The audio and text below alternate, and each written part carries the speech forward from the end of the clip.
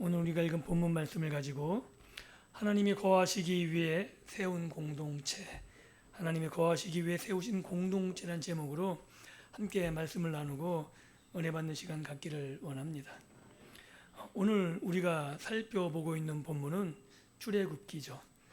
출애굽기의 거대한 구원 드라마, 출애굽기를 드라마로 본다면 아마 많은 사람들이 그 정점을 홍해를 가른 사건이라든가 아니면 이집트에서 10가지 재앙으로 나온 사건들, 이런 기적적인 일들을 생각하실 수 있습니다. 아니면 십계명이 주어진 그 장엄한 순간, 이것이 출애굽기의 정점이다라고 생각하기 쉽습니다. 그러나 오늘 하나님께서 이스라엘 백성을 이집트에서 끌어내신 후에 그 긴 성막의 건축 지시를 마치신 뒤에 하나님께서 이스라엘 백성들에게 허락하신 말씀이 오늘 본문이죠. 그래서 오늘 본문은 왜 성막이 지어졌는지, 하나님이 왜 이스라엘을 이집트에서 구원시키셨는지 그 이유를 분명하게 보여주는 말씀이라고 할 수 있는 거죠. 우리가 출애굽기 30장 이전 보게 되면 모세를 통해 성막 짓는 법을 자세하게 일러주셨습니다. 그래서 우리가 출애굽기 앞부분은 읽기 쉬워요. 역사적인 내용으로 그냥 드라마 같거든요. 그런데 성막이 지어지는 그 순간부터 레위기까지는 정말 읽기 힘들죠. 그죠? 예, 어려운 부분이, 왜냐하면 이게 왜 이렇게 뭐를 하고 제사를 뭐 하고, 이게 우리에게 와닿지 않는 부분이거든요. 그런데 하나님이 왜 이토록 복잡한 성막을 짓게 하셨는지 그 이유를 오늘 본문에서 확인할 수 있는 거죠. 많은 이들이 구원을 단순히 죄에서 건짐받는 것, 아니면 구원을 죽어서 천국 가는 것, 그 정도로 생각하기 쉽습니다. 그러나 구원이란 건 그렇게 단순하지 않죠. 아마 구원을 이해하기 위해선 성경 창세기부터 요한계시록까지 이어지는 성경의 거대한 드라마를 우리가 이해할 수 있을 때 하나님이 우리를 향한 구원이 무엇인지 아마 바르게 이해할 수 있을 것 같습니다. 그래서 구원이란 건 굉장히 우리 성도들의 본질을 다루고 있으며 우리를 향한 하나님의 계획과 목적이 무엇인지 말해주고 있는 게 구원이라고 말씀할 수 있는 겁니다.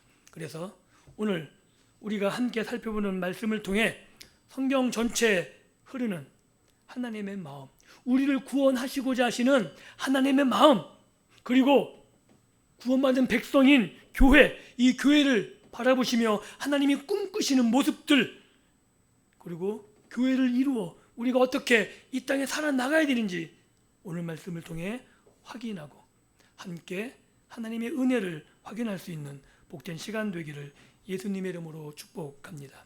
그래서 먼저 우리가 본문 46절 말씀을 통해서 확인할 것들이 있죠. 46절을 제가 읽어보면 이렇습니다. 그들은 내가 그들의 하나님 여호와로서 그들 중에 거하려고 그들을 애굽 땅에서 인도하여 낸 줄을 알리라. 이게 이런 거예요. 구원의 목적이 이 46절에 담겨져 있는 거죠. 즉 하나님이 우리와 함께 하기를 원하시는 하나님의 심령과 하나님의 열망이 이 46절에 표현되어 있는 겁니다. 그리고 이것은 어느 순간 뚝 떨어진 것이 아니라 잃어버렸던 에덴의 회복을 하나님이 꿈꾸셨다라고 말할 수 있는 거죠. 이 말씀, 이 출애굽기 29장 46절의 말씀은 하나님께서 이스라엘 백성들에게 성막 건축의 명령, 즉 내가 그들 중에 거할 성소를 그들이 나를 위하여 짓되, 성막을 하나님이 짓게 하십니다. 그리고 왜 짓게 하셨는지 그 이유가 오늘 본문에 나오는 거죠. 성막을 짓게 하신 이유는 하나님이 우리를 구원하신 구원의 궁극적인 목적과 같다고 말할 수 있는 거예요. 즉 하나님이 성막을 짓고 우리를 구원하신 이유는 우리에게 말을 잘 들었으니까 어떤 보상을 주시기 위한 것이 아닌 거죠. 성막을 짓고 하나님이 이스라엘 백성들을 구원하신 이유는 단 한 가지입니다. 그것은 바로 하나님의 백성, 이스라엘 백성 중에 거하시기 위해서 성막을 짓게 하셨고 이스라엘을 애굽, 이집트에서 구원시켜 내셨다라고 성경은 말하고 있는 겁니다. 여기서 46절에 거한다고 말할 때 이 거한다는 의미는 단지 진짜 의자에 앉아서 이렇게 바라보는 그런 걸 말하는 것이 아니죠. 성경적인 표현으로 하나님이 장막을 치셨다는 거예요. 먼지와 바람이 펄펄 날리는 광야 항복판, 폐허잖아요. 아무것도 없는, 그리고 이스라엘 백성이 거기에다가 무엇을 제대로 만들 수나 있었겠습니까? 아니면 하나님을 위해서 뭘 드린다고 준비할 것이 있었겠습니까? 아무것도 없는 그 벌판, 그곳에 하나님이 텐트를 치신 겁니다. 하나님이 텐트를 치신 유일한 이유는 거기에 하나님의 백성, 하나님이 구원하신 이스라엘이 거기 있었기 때문에 이스라엘 백성 가운데 거하시기 위해서 그곳에 하나님이 텐트를 치셨다라고 말하고 있는 거죠. 그리고 하나님이 이스라엘 백성 가운데 텐트를 치신 이유, 그 이유는 우리가 창세기를 통해서 확인할 수 있는 거죠. 하나님이 온 천지를 만드셨습니다. 그리고 사람을 창조하시고 그 사람을 두기 위해 한 곳을 정하시고 에덴에 동산을 창설하셨다고 성경은 말하고 있습니다. 그렇게 에덴을 창설하신 것, 그것은 아름다운 동산을 꾸미기 위해서가 아니고 그것이 단지 좋다, 멋있다, 아름답다, 그것을 말하기 위한 것이 아닌 거죠. 하나님이 에덴을 창설하신 유일한 이유는 사람이 그곳에 있고 그곳에 하나님이 그 사람들과 함께하기 위해서 그 에덴을 창설하신 것이라고 성경은 말하고 있는 거죠. 즉, 이 에덴이란 것이 이 성소의 원형이라고 볼 수 있는 거예요. 성소가 단지 의리의리한 궁전이 아니에요. 성소의 가장 주된 목적은 뭐냐면 하나님과 하나님의 백성인 사람이 만나는 곳이죠. 하나님의 임재의 장소가 성소이고 그곳에서 사람을 하나님이 만나신다면 최초의 성소는 에덴인 거죠. 왜냐하면 하나님이 그곳에 임재하셔서 거닐며 하나님이 창조하신 사람과 교제하시고 만나시고 하나님의 복을 허락하셨기 때문이라고 말할 수 있는 겁니다. 그런데 그 교제가 깨어졌죠. 하나님이 뭔가 부족하거나 하나님의 능력이 없으신 것이 아니라 인간의 반역 때문에 하나님의 임재 장소가 더럽혀졌습니다. 사람에게 복을 주고 그 사람을 통해서 하나님이 온 우주를 다스리길 원하셨는데 그 사람이 그 하나님께서 맡기신 그 일을 걷어차 버리고 만 거죠. 어떻게 보면 하나님의 원대한 계획과 꿈이 인간의 반역과 불순종으로 깨어졌다고 말할 수 있습니다. 그 순간 하나님은 포기하지 않죠. 아담과 하와를 버려버리지 않습니다. 폐기 처분한 것이 아니라 다시금 그를 회복시키기를, 그를 회복시키셔서 다시금 교제하시고 하나님의 뜻을 이루기로 하나님이 작정하신 겁니다. 바로 그 첫 모습이 오늘 광야의 성막에서 나타나 있는 거죠. 하나님이 거하시기 위해서, 하나님이 텐트를 치기 위해서 다시금 이스라엘 백성들을 부르시고 그 이스라엘 백성들이 있는 곳에 하나님이 임하셨다고 말씀하고 있는 겁니다. 사람들이 만든, 자기의 욕심을 위해서 사람들이 만든 세상의 신들, 너무나 아이러니해요. 그 우상들을 누가 만들었어요? 우상들이 스스로 존재합니까? 아니에요. 인간이 우상을 만들어 놓고 그 우상 앞에 두려워 떨며 섬기는 이런 아이러니를 찾아보기가 어렵죠. 그런데 그 우상들, 인간이 만인 신들은 인간 위에 군림해서 인간에게 두려움을 주고, 그런데 우리 하나님은 그렇지 않죠. 단지 파워만 가지고 인간의 어떤 욕심을 위해서 존재하는 그런 것이 아니라 하나님의 백성들의 삶 한복판으로 들어오셔서 사람들과 관계를 가지시고 사람들을 붙잡으시고 가족이 되시고 삶의 동반자가 되신다고 성경은 말하고 있는 겁니다.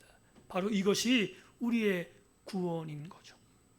그래서 구원은 죽어서 천국 가기 위한 것이 아니라 지금 살고 있는 이 땅, 우리가 두 발 붙이고 살고 있는 이 땅에서 잃어버린 에덴을 회복하는 것, 우리가 두 발 딛고 있는 이 땅에서 하나님이 텐트를 치시고 우리 가정에 하나님이 거하시며 우리가 살고 있는 우리의 삶의 영역에 하나님이 직접 찾아오시는 것, 이것이 우리의 구원이다라고 성경은 말하고 있는 겁니다. 그래서 다시금 우리가 두 번째로 살펴볼 말씀은 이게 성경 내내 흐르고 있는 언약의 말씀입니다. 한번 따라해 볼까요? 나는 너의 하나님이 되고 너희는 나의 백성이 되리니. 이 말씀이 성경 내내 흐르고 있는 하나님의 일관된 언약의 말씀입니다. 그래서 45절에 하나님이 이렇게 말씀하시죠. 내가 이스라엘 자손 중에 거하여 그들의 하나님이 되리라 라고 약속하고 계십니다. 이스라엘이 의지가 있어서 그런 것이 아닙니다. 이스라엘이 회개하고 돌아와서가 아닙니다. 하나님이 이스라엘을 불쌍히 여기셨고 하나님이 그들을 회복시키기를 기뻐하셨기 때문에 아무것도 아닌 노예에서 그냥 쓸모없는 그들, 그러나 하나님이 그들 가운데 텐트를 치시겠다고 약속하신 거죠. 이것이 성경 전체를 관통하는 하나님의 언약이다라고 말하고 있는 겁니다. 하나님은 이 언약의 약속, 이것을 역사 가운데 끊임없이 반복하고 계십니다. 이 약속이 아브라함에서부터 시작하죠. 그래서 창세기 17장 7절에 보면 이렇게 기록하고 있습니다. 내가 내 언약을 너와 및 내 자손 내 대대 후손 사이에 세워서, 그러니까 하나님이 아브라함과 언약을 맺은 건 단지 아브라함에게만 해당하는 것이 아니라 아브라함의 아들, 손자, 그리고 아브라함으로부터 태어나는 모든 후손과 맺는 언약이다라고 말씀하고 있는 거죠. 그래서 하나님의 언약은 인간에 의해서 좌지우지되지 않습니다. 언약을 붙잡고 계신 것은 인간의 의지가 아니라 하나님의 의지고 하나님의 능력이라고 성경은 말씀하고 있는 거죠. 그리고 그 약속은 오늘 출애굽기에서 이스라엘 백성들, 모세를 통해 하나님이 구원하신 이스라엘 백성들에게 다시 한번 이루어지고 있습니다. 그래서 출애굽기 6장 7절에 이렇게 하죠. 너희를 내 백성으로 삼고, 이게 하나님의 의지인 거예요. 나는 너희의 하나님이 되리라. 이스라엘 백성들이 요청한 적이 없음에도 불구하고 하나님이 아브라함의 언약을 기억하셔서 그들의 하나님이 되시겠다라고 말씀하고 계신 거죠. 또한 이 약속은 율법서인 레위기에 그대로 기록되어 있어요. 나는 너희 중에 행하여 너희의 하나님이 되고 너희는 내 백성이 될 것입니다. 이게 이스라엘 백성들, 언약의 백성들에게 하나님이 계속해서 말씀하고 계신 거죠. 이스라엘이 반역을 어기고 다시금 포로 가운데 있을 때 하나님이 에스겔 선지자를 통해서 다시 한번 말씀하세요. 내 처소가 그들 가운데 있을 것이며. 이스라엘이 황폐화됐어요. 언약을 깨뜨리고 포로 생활로 쫓겨나며 이제 하나님이 그들 가운데 임재하지 않는 것 같은 그 시기에 하나님이 에스겔 선지자를 통해서 말씀하고 계신 거죠. 내가 내 처소가 그들 가운데 있을 것이며 나는 그들의 하나님이 되고 그들은 내 백성이 되리라. 이게 얼마나 이스라엘 백성들에게 간절한 소망이었을까요? 그럼에도 불구하고 이스라엘이 범죄함으로 쫓겨났을지라도 하나님은 끝까지 그들을 붙잡고 계시고 그들을 회복시키기를 주저하지 않았음을 우리는 성경을 통해서 확인할 수 있는 겁니다. 그리고 이 하나님의 끈질긴 집요한 하나님의 백성들을 향한 사랑과 은혜와 긍휼, 그 은혜의 역사 속에 오늘 우리가 동일하게 서 있는 겁니다. 그래서 우리는 지식으로 이 말씀을 아는 것에 그쳐서는 안 되는 거죠. 우리가 성경을 통해서 하나님께서 계속해서 말씀하신 게 뭐냐면 너희가 나를 알리라. 이게 어떤 의미냐면 배워서 한다는 이런 의미가 아니에요. 이스라엘이 하나님을 경험했기 때문에 자신의 범죄함에도 하나님의 사랑이 끊임없이 주어졌고 하나님의 약속이 선포되고 있으며 하나님이 그들을 지키시고 보호하시고 다시 회복해 하시는 그 역사의 반복을 그 당대 그 시간마다 이스라엘 백성들이 경험했어요. 그래서 경험한 자들이 하나님이 나의 하나님 되십니다 라고 그 말을 성경은 안다라는 단어를 사용하고 있는 거죠. 단지 배운 것이 아니라 하나님이 전망 나를 고쳐주셨고 하나님이 나를 포로 가운데 끄집어내셔서 다시금 하나님이 내 텐트, 하나님이 내 삶의 장막 안에 텐트를 치고 들어오셔서 나를 회복하시는 것을 경험한 그들이 고백하고 있는 겁니다. 나의 하나님 되십니다. 하나님이 그걸 말하고 있는 거예요. 그들이 내가 하나님 됨을 알리라. 사랑하는 성도 여러분, 이 하나님의 능력은 오늘도 중단된 적이 없는 거죠. 우리가 하나님께 회개하고 우리가 하나님께 요청한 적이 없지만 하나님이 우리를 사랑하셔서 오늘 우리의 삶 가운데 텐트를 치시고 우리를 지키시며 보호하시며 그 은혜 주시기를 그치지 않을 것입니다. 그래서 그 은혜를 받은 우리들이 고백하는 거죠. 나의 하나님 되십니다. 그때 하나님이 이 말을 하는 거예요. 그들이 내가 하나님 됨을 알리라. 이 놀라운 고백이 우리 삶 속에서 끊임없이 고백되기를 예수님의 이름으로 축복합니다. 이 하나님의 말씀은 역사 속에서 실패하지 않았듯이 오늘 우리들의 삶에도 실패하지 않을 것입니다. 그래서 그 신실하신 하나님의 사랑을 매 삶 속에서 만날 수 있기를 원합니다. 하나님이 정말 여기 계시는구나. 내가 어디 있든지 하나님이 나를 쫓아오시는구나. 아브라함이 가는 곳곳마다 쫓아오셨듯이 이스라엘이 있는 그곳에 하나님이 찾아오셨듯이 오늘 우리의 있는 그곳에 하나님이 찾아오실 것입니다. 그것을 우리가 피부로 느끼고 호흡하며 우리가 우리의 삶 속에 알게 될 때에 고백하게 되는 것이고 그런 믿음의 고백이 모여 믿음의 공동체를 이루게 되는 거죠. 이것이 교회입니다. 그래서 이스라엘 백성과 우리가 다르지 않은 거죠. 왜냐하면 이스라엘 백성 가운데 하나님이 거하셨듯이 오늘 우리 예배 가운데 우리 믿음의 공동체 가운데 하나님이 거하십니다. 믿으십니까? 그래서 우리가 하나님의 백성인 거죠. 그리고 이것을 우리가 하나님의 나라라고 할 수 있는 겁니다. 하나님께서 우리 가운데 거하신다는 것은 단지 하나님이 여기 계시는구나 라는 위로와 단지 우리의 평안 이런 것만을 위한 것이 아니죠. 하나님 나라를 이야기할 때 가장 중요한 건 뭐냐 하면 하나님이 다스리신다예요. 하나님이 다스리시는 그곳이 하나님의 나라입니다. 내가 서 있는 그곳에서 내가 하나님의 다스림 안에 있다면 내가 서 있는 그곳이 하나님 나라인 거죠. 이 교회 건물이 교회라는 명패가 붙어 있어서 하나님 나라가 아니라 하나님의 말씀에 순종하는 저와 여러분들이 하나님이 다스리시는 우리들이 이곳에 있기에 이곳이 하나님 나라입니다. 여기에서 하나님의 뜻이 이루어질 것이고 하나님의 말씀이 선포될 것이고 이곳에서 하나님께서 원하시는 것들이 펼쳐져 나갈 것이기에 이곳이 하나님 나라가 되는 거죠.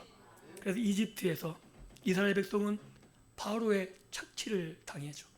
노예로서 자신의 생명을 내놓으며 아무 하소연할 것 없이 끊임없이 노동력만 착취당합니다. 이게 세상의 통치 방식입니다. 여러분들 사장님이 여러분들에게 잘해주시나요? 자기 아들에게 하듯이 직원들에게 잘하나요? 아니죠.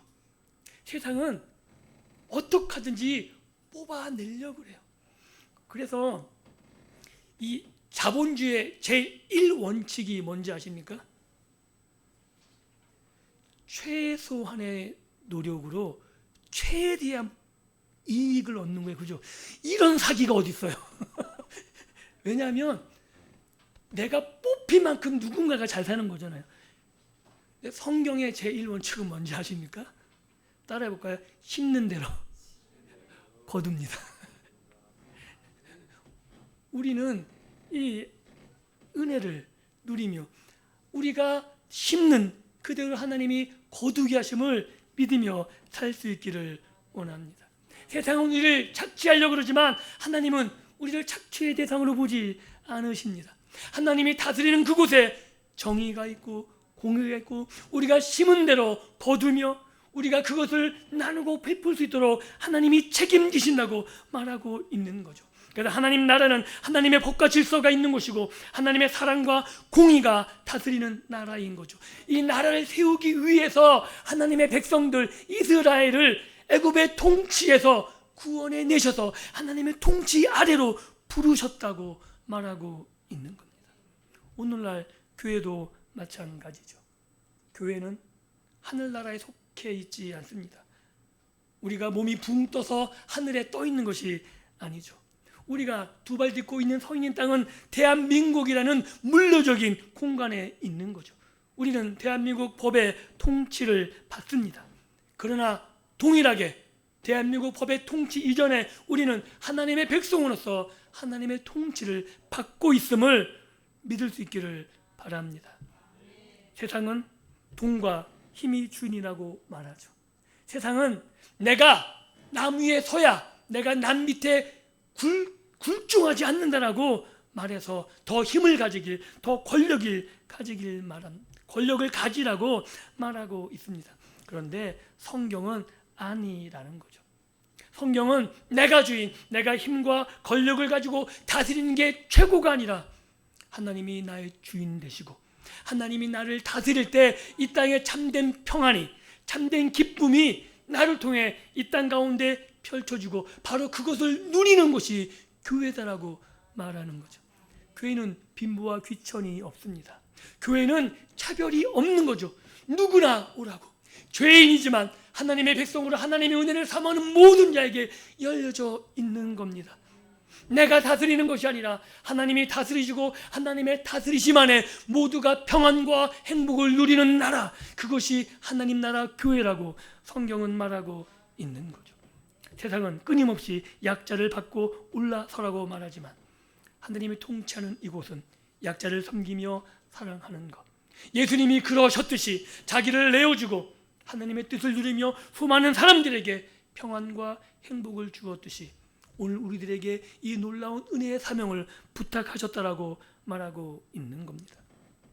거룩한 분이 만약에 우리 집에 손님으로 와 계신다면 우리는 집을 어지럽힐 수 없겠죠. 만약에 대통령이 전화로 내일 집에 방문한다면 여러분 어떡하시겠어요? 최대한 치우려고 그러지 않을까요? 네, 마찬가지죠. 거룩하신 하나님이 우리 공동체에 거하시기 때문에 우리 거룩한 이 공동체가 깨끗해야 된다는 거예요. 여기서 깨끗하다는 의미가 물리적으로 번들번들 이런 의미가 아닌 거죠. 알고 있듯이 우리가 거룩해야 된다는 거예요. 우리가 정결해야 된다는 거죠. 왜냐하면 이곳에 하나님이 거하시기 때문에 그렇습니다. 그런데 우리가 거룩 그러면 점잖은 거를 자꾸 생각해요.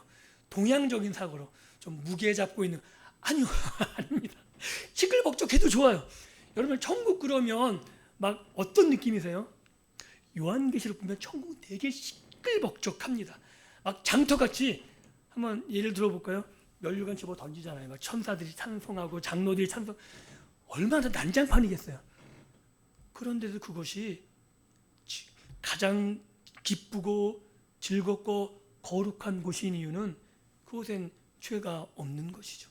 그곳에 하나님이 거하시고 하나님이 우리와 함께 하시기 때문에 그처럼 거룩한 곳이 없는 겁니다. 즉 거룩이란 것은 우리가 물리적인 이런 것을 의미하는 것이 아니라 하나님이 우리 안에 거하실 때, 우리가 하나님의 기쁨으로 충만해서 하나님의 사랑을 나누고 섬기고 그 안에서 우리가 하나 될 때 바로 그것이 거룩하다라고 말하고 있는 거죠. 바로 이 모습이 하나님의 거하시는 교회, 거룩한 믿음의 공동체, 영광스러운 모습입니다. 사랑하는 성도 여러분, 우리 교회 모습이 이랬으면 좋겠습니다. 시끌벅적해도 좋습니다. 그 안에 사랑이 넘치고 서로 섬기고 아끼고 도와주며, 그러나 그곳에 하나님의 거하심으로 말미암아 들어오는 모든 사람들이 사랑을 느끼고 그 안에 기쁨과 평안을 느끼는 바로 그 모습이 우리 성산교회 믿음의 공동체의 모습이기를 예수님의 이름으로 축복합니다. 그리고 출애굽기에 시작된 하나님이 텐트를 치신 이 거룩한 성막은 예수 그리스도로 완성되죠. 이 놀라운 하나님의 거하심의 약속이 바로 신약에서 예수님의 이름을 통해서, 그리고 예수님이 이 땅에 오심을 통해서 온전히 성취되었습니다. 요한복음 1장 14절은 이렇게 증언합니다. 말씀이 육신이 되어 우리 가운데 거하시네. 하나님이 거하시는 거죠. 그러나 구약의 거하심은 임시적이었잖아요. 이스라엘이 실패하거나 이스라엘이 반역하거나 언약을 깰 때마다 하나님의 처소는 없어져 버렸습니다. 그때마다 하나님은 다시금 그들을 회복시키시고 새롭게 하셔서 거하셨지만 이제는 말씀이 육신이 돼서 온전히 우리 가운데 거하신다고 말씀하고 계시는 거죠. 다시는 취소되지 않습니다. 다시는 하나님의 약속이 사라지거나 폐기되지 않습니다. 예수님 자신이 자신의 육신으로 성소 삼으시고 성막 삼으시고 친히 우리 가운데 거하셔서 우리와 함께 하심을 약속하시고 이루셨다라고 성경은 말하고 있는 거죠. 그리고 여기서 더 나아가 예수님이 십자가에 죽으셨습니다. 다 끝난 것 같았죠. 그런데 하나님께서는 예수 그리스도를 살려주셨고 부활로 말미암아 하나님의 약속이 성취됨을 증언하십니다. 그런데 그분, 우리 안에 거하시는 하나님이 우리 가운데 거하시게 하겠다고 보내신 그분이 그냥 훌쩍 하늘로 올라가 버리셨어요. 얼마나 당황스러워했을까요? 부활로 이제 모든 것이 이겼다, 끝났다, 이제 하나님 나라가 완전히 됐다라고 생각했는데 훌쩍 떠나가셨어요. 그런데 예수님이 요한복음에서 그러죠. 내가 가는 것이 너희에게 더 유익이다. 그러면서 예수님이 또 다른 보혜사 성령님을 우리에게 보내주셨다라고 성경을 말하고 있는 겁니다. 그래서 사도 바울은 이렇게 이야기하죠. 너희가 하나님의 성전인 것과 하나님의 성령이 너희 안에 계시는 것을 알지 못하느냐. 구약의 성전은 물리적인 공간 안에 하나님이 임하는 것. 그러나 이스라엘 백성이 실패하고 하나님의 언약을 깨뜨릴 때 그 초소가 사라질 위기에 처했다면 이제 예수 그리스도로 말미암는 놀라운 하나님의 성전은 바로 바로 내가 하나님의 성전 되었다고 성경은 말하고 있는 거죠. 한번 따라해 보실까요? 가슴을 손대고 내가 성전이다. 내가 성전이다. 제가 주일학교나 청년들을 가르칠 때 가장 많이 강조한 부분이 그런 거예요. 이 건물, 이 성산교회 샘골로 46번지 3층에 있는 이 건물이 성전이 아닙니다. 이 건물이 교회가 아닙니다. 여러분들이 여기 있기 때문에 교회입니다. 믿으십니까? 그러니까 여러분들은 우리 목사님이 늘 강조하시잖아요. 따라해볼까요? 내가 이동하는 교회다. 여러분이 있는 곳, 여러분이 있는 곳이 교회이고 여러분이 있는 곳에 주님이 계시고 여러분이 있는 그곳에 하나님이 역사하십니다. 이게 우리의 힘이고 능력입니다. 그래서 사도 바울은 우리가 연약한 것이 아니라 비록 나는 약하고 아무것도 할 수 없지만 내 안에 예수 그리스도께서 계시기 때문에 하나님께서 예수로 말미암아 나를 성전 삼으셨기 때문에 나를 포기하지 않으실 것이고 나와 함께 일하신다고 말씀하고 있는 거죠. 그래서 사도 바울은 에베소서 2장 22절에 이렇게 말합니다. 우리가 혼자가 아니라는 거죠. 성령 안에서 하나님의 거하실 처소가 되기 위해서 그리스도 예수 안에서 함께 지어져 가느니라. 믿으십니까? 한번 옆에 분들을 바라보시고 인사했으면 좋겠습니다. 안 보세요, 옆에 분들. 한번 보시라니까요. 자, 이렇게 따라해 보실 거예요. 함께 아름답고 복되게 지어져 가기를 소망합니다. 네, 함께 지어져 가야 되는 겁니다. 우리만 노력하는 것이 아니고 이 일에 하나님이 함께 하실 겁니다. 그리고 우리가 부족하지만 하나님이 약속하셨어요. 하나님의 온전한 처소를 만들어 주시겠다고. 하나님은 실패하지 않으실 것입니다. 말씀을 맺겠습니다. 태초 에덴에서 시작해서 아브라함의 언약, 광야의 성막을 지나 예수님을 통해서 이제 우리에게 성전이 임했습니다. 내가 성전이 되었고 하나님께서 나를 통해 하나님의 복을 이 땅 가운데 실현시키실 겁니다. 그리고 요한계시록 22장에서 완성될 아름다운 천국이 단지 그 미래의 것만이 아니라 오늘 우리 삶에서 누리며 경험하게 하실 겁니다. 그러니까 경험하고 천국 가십시오.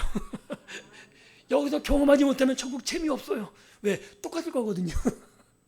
이곳의 천국을 경험한 사람이 천국의 소망을 가지며 살아갈 수 있는 겁니다. 그래서 요한계시록이 이렇게 말하죠. 보라, 하나님의 장막이 사람들과 함께 있으며 하나님이 그들과 함께 계시리니 그들은 하나님의 백성이 되고 하나님은 친히 그들과 함께 계셔서, 이 약속은 변하지 않는 겁니다. 그래서 그날 예수님이 이 땅에 오셔서 우리를 온전케 하시는 그날, 더 이상 믿음의 눈으로 더듬지 않고 우리가 찾는 것이 아니라 얼굴과 얼굴을 마주대어 보며 영원한 기쁨으로 살게 될 겁니다. 근데 그걸 언제 누려야 된다고요? 지금요. 한번 옆에 분들 얼굴을 바라보시면서 씩 웃어보시겠어요? 네, 이렇게 얼굴을 볼 때마다 웃고 행복하셔야 돼요. 왜? 여기 있는 분들이 웬수라면 이 천국 가고 싶은 맛이 안 나잖아요. 그죠? 우리가 함께 있는 게 기쁨이고 즐거움이고 행복함이 되기를 예수님의 이름으로 축복합니다. 그래서 우리가 살아가는 이곳이 천국이 되어야 되죠. 그렇게 천국으로 갖고 가기 위해서 내 삶을 청결한 모습으로 바꾸어 가시기를 예수님의 이름으로 부탁합니다. 내가 성전이기 때문에 나를 청결하게 깨끗하게 가꾸어 가야 되는 거죠. 왜냐하면 하나님이 늘 나와 함께 하실 수 있도록, 비록 내가 부족하지만 내가 잘못하고 내가 채권에 빠지면 절망하는 것이 아니라 회개하며 늘 하나님 앞에 나오십시오. 하나님은 받아주실 것이고 용서하실 것이고 우리를 회복시켜 주실 겁니다. 그렇게 우리가 함께 노력해 나가는 겁니다.